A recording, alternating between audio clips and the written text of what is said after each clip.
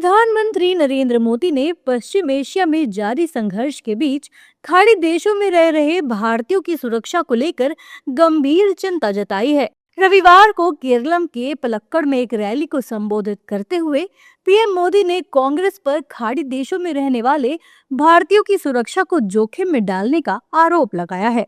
सारे ही देश युद्ध क्षेत्रों में फंसे भारतीयों की सुरक्षा को प्राथमिकता दे रहे हैं। वहां पर हमारे भाई बहनों को कोई तकलीफ ना हो, इसके लिए भारतीय दूतावास भी दिन रात काम कर रहा है। भारतीयों के हितों की सुरक्षा भाजपा एनडीए सरकार के लिए सर्वोपरि है।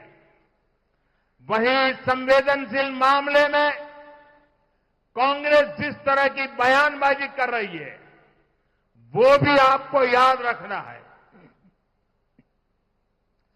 कांग्रेस जिस तरह के बयान दे रही है वो खतरनाक है। कांग्रेस चाहती है कि खाड़ी देशों में रहने वाले करीब 1 करोड़ भारतीयों की जिंदगी खतरे में पड़ जाए और फिर कांग्रेस इसका सियासी फायदा उठा सके। प्रधानमंत्री नरेंद्र मोदी के इस बयान के बाद सियासत पूरी तरह से गर्मा चुकी है।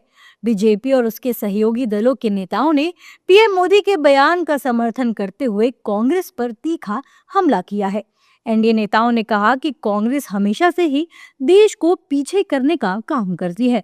खाड़ी के युद्ध के इस विपत्ति काल में पूरी दुनिया चिंतित है। ऐसे समय सरकार के साथ खड़े रहना विपक्ष का नैतिक दायित्व है।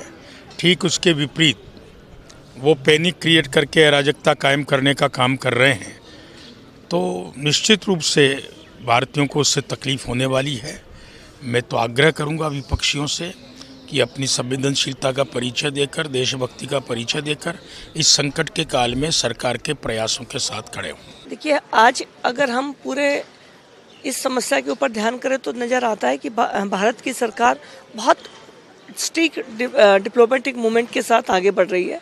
सभी सरकारों के साथ हम अपनी बात पक्ष रख रहे हैं और सरकार की कोशिश है, प्रधानमंत्री जी बार बार कह रहे हैं कि हिंसा किसी भी समस्या का हल नहीं है, लेकिन फिर भी अगर 2 देशों में तो हम अपनी न्यूट्रल भूमिका निभा रहे हैं और आदरणीय प्रधानमंत्री जी की सभी देशों से बात हो रही है।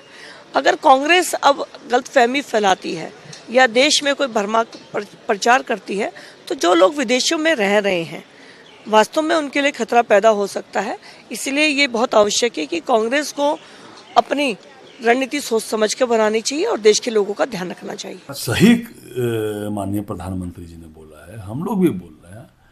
जिस तरह की विशेष परिस्थिति है, युद्ध चल रहा है, पूरे खाड़ी के देशों की में युद्ध चल रहा है, अमेरिका इजराइल ईरान के साथ युद्ध चल रहा है, उसके बाद जिस तरह की राजनीति विपक्ष कर रहा है या कांग्रेस पार्टी कर रही है, ये ओछी राजनीति है। कांग्रेस आज़ादी के आंदोलन में भाग लेने वाली पार्टी रही थी। बदलते दौर में सेकुलरिज्म के नाम पर भ्रष्टाचारियों के सामने दंडवत हो गया। अब राजनीति में विलुप्त राजनीतिक प्राणी की ओर आगे बढ़ रहा है।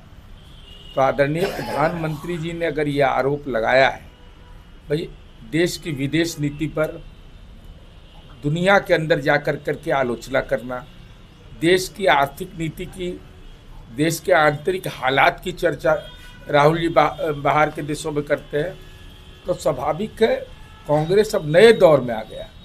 वह कांग्रेस नहीं है जो श्रीमती इंदिरा गांधी का कांग्रेस था, वह कांग्रेस नहीं है जो पंडित जवाहरलाल नेहरू का कांग्रेस था। हालांकि विपक्षी दलों के नेताओं ने प्रधानमंत्री नरेंद्र मोदी के बयान पर तीखा पलटवार किया है। विपक्ष का कहना है कि ईरान के सुप्रीम लीडर की मौत पर पीएम चुप थे, लेकिन आज कांग्रेस के बयान पर भारतीयों की सुरक्षा खतरे में आ जाती है। भारतीयों की सुरक्षा को खतरा तो आपने कर दिया, पूरे भारत को खतरा कर दिया आपकी नासमझी ने। आज पूरा भारत लाइन के अंदर लगा हुआ है। ये स्थिति भारत के साथ ना होती, हम भी चाइना और जापान की तरह हम भी वहाँ से हमारे को पूरा रास्ता मिला हुआ होता, क्योंकि ईरान ने हमारे बुरे वक्त में हमेशा साथ दिया। आपने उसके सुप्रीम लीडर की मौत के ऊपर 2 लफ्ज़ नहीं बोले। ये आपकी नासमझी थी, ये आपके दूरदृष्टि आपके अंदर है नहीं, आप दूर तक सोच नहीं पाते। ये आप उसका नतीजा है कि देश भुगत रहा है। आपकी बातों को अब देश भुगतेगा। नहीं, ये तो बहुत ही दुर्भाग्यपूर्ण कमेंट हुआ है प्रधानमंत्री जी की तरफ से, क्योंकि अगर आप देखें जिस तरीके से हमारी फॉरेन पॉलिसी चल रही है, जहाँ पे हम चुप्पी बांधे हुए थे जब ईरान पे अटैक किया गया था, प्रधानमंत्री जी खुद का दौरा जो था इजराइल वॉर छिड़ने से 2 दिन पहले वहां पर पहुंचे थे। ही साथ इतने दिनों तक हमने चुप्पी बांधे रखी जब मिडिल ईस्ट में अटैक्स हो रहे थे, तो ये हमारी देश की जनता को और जो लोग वहां पे रह रहे हैं उनको खतरे में पहुंचा रहा था। बता दें कि ये मुद्दा आने वाले समय में और अधिक चर्चा का विषय बन सकता है, खासकर तब जब देश विदेश नीति और राष्ट्रीय सुरक्षा जैसे मुद्दे राजनीतिक विमर्श के केंद्र में हों। इस पूरे घटनाक्रम ने एक बार फिर ये सवाल खड़ा कर दिया है कि क्या विदेश नीति से जुड़े मामलों को घरेलू राजनीति से अलग रखा जाना चाहिए, या फिर लोकतांत्रिक व्यवस्था में हर मुद्दे पर खुली बहस जरूरी है।